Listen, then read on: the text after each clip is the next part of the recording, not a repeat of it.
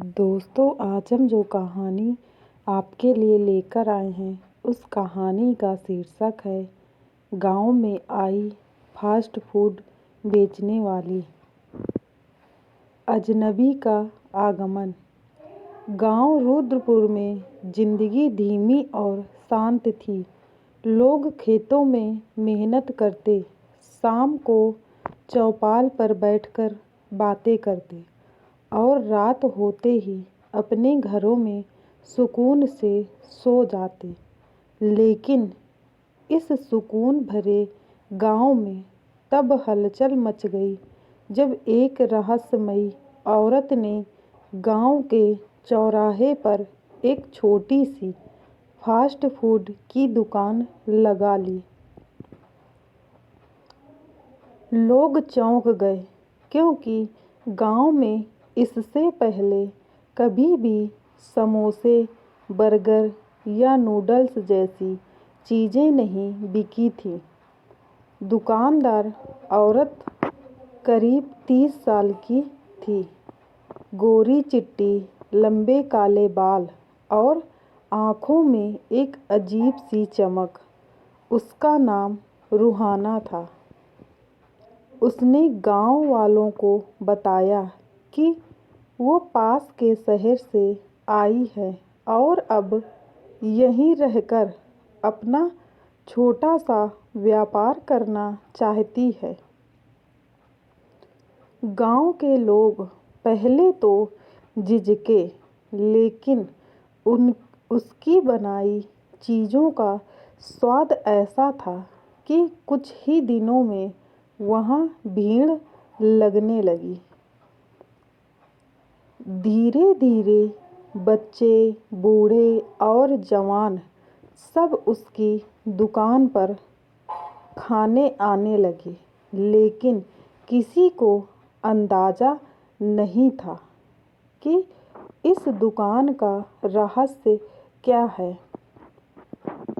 डरावनी बातें।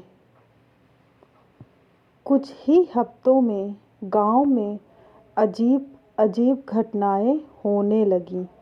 पहले एक गाय अचानक बीमार हो गई, बीमार होकर मर गई। फिर गांव के 3 छोटे बच्चे लापता हो गए।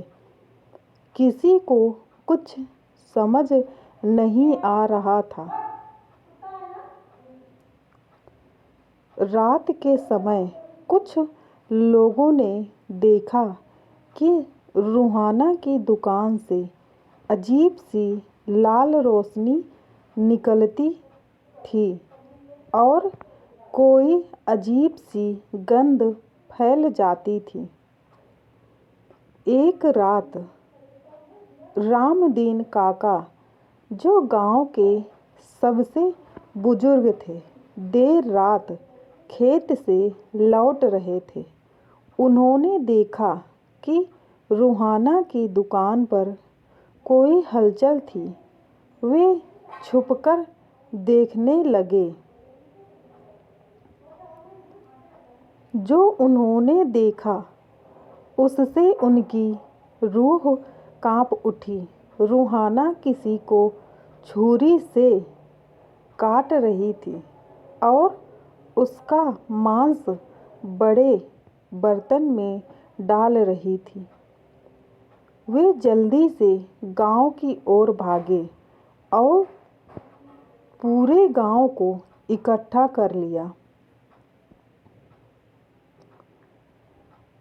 दुकान का राज। गांव वालों ने मिलकर उस रात दुकान पर धावा बोल दिया। जब वे अंदर पहुंचे तो वहां का नज़ारा भयानक था। दुकान के अंदर कई मानव खोपड़ियां और हड्डियां पड़ी थीं। बड़े बर्तनों में खून मिला हुआ मांस उबल रहा था। रूहाना वहाँ नहीं थी, लेकिन तभी एक भयानक चीख आई और सबने देखा कि रूहाना अब इंसान नहीं रही थी।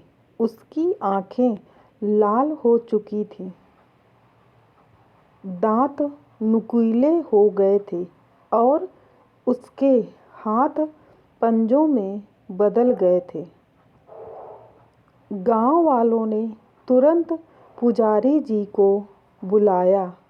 उन्होंने बताया कि ये कोई इंसान नहीं बल्कि एक शैतानी चुड़ैल है जो इंसानों का मांस खाकर जिंदा रहती है।